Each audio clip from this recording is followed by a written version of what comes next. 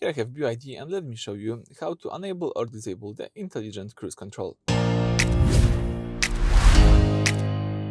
So, if you would like to find the intelligent cruise control in settings, you need to of course find the settings icon. So let's open the settings. From the list on the left, let's choose the ADAS, as you can see. So from the following view, let's choose the first tab, which is the driving assist. And now you've got access to intelligent cruise control. You can enable or disable this feature just by using this switcher.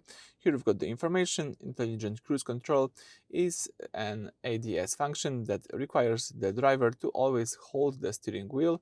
If you would like to enable, let's tap OK.